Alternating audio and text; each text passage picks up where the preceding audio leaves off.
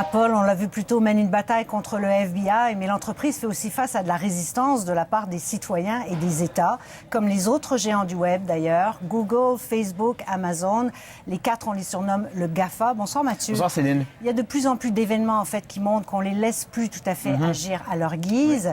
Oui. Et il y a un cas assez célèbre qui porte sur un tableau tout aussi célèbre. On va regarder, oui, qu'on connaît. On va regarder un extrait de ce reportage que j'avais fait il y a quelques années sur l'origine du monde.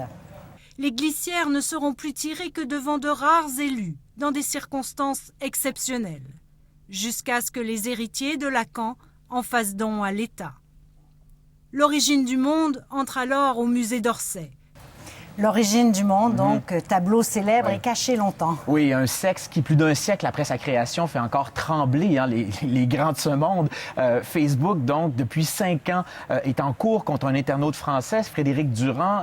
Cet internaute-là poursuit Facebook parce que Facebook avait suspendu son compte il y a 5 ans parce qu'il avait mis en ligne une photo de cette peinture-là. Et Facebook dit, vous n'avez pas le droit selon nos conditions d'utilisation. Et donc, Facebook refusait d'être jugé selon les lois françaises. Et là, la semaine dernière, la Cour d'appel de Paris a reconnu que Facebook devait être jugé selon les lois françaises. Alors ça, c'est quand même quelque chose qui pourrait être lourd de conséquences pour toutes sortes d'autres compagnies américaines, compagnies du numérique, qui œuvrent en Europe et plus particulièrement en France. Alors ce sera à suivre, ça. Mais il y a aussi toute la question des profits de ces grands groupes numériques qui posent problème. Oui, absolument. Au mois de novembre, le Sénat français a voté un amendement au projet de loi sur les finances qui est un peu l'équivalent de ce que les Britanniques ont appelé la taxe Google. On se rappelle que les Britanniques, l'an dernier, ont appris avec horreur que Facebook avait payé la somme de 5 000 livres sterling en impôts sur les sociétés.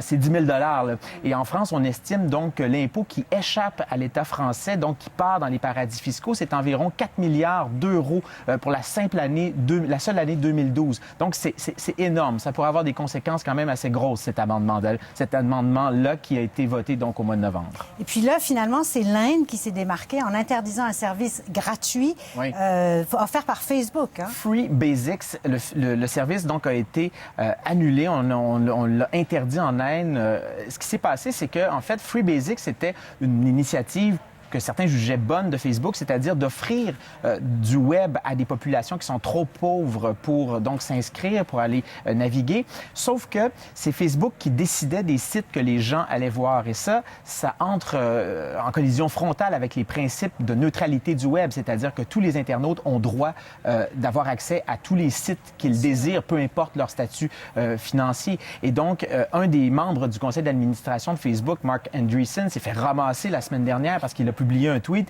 Il a dit « L'anticolonialisme a été économiquement catastrophique pendant des décennies pour les Indiens.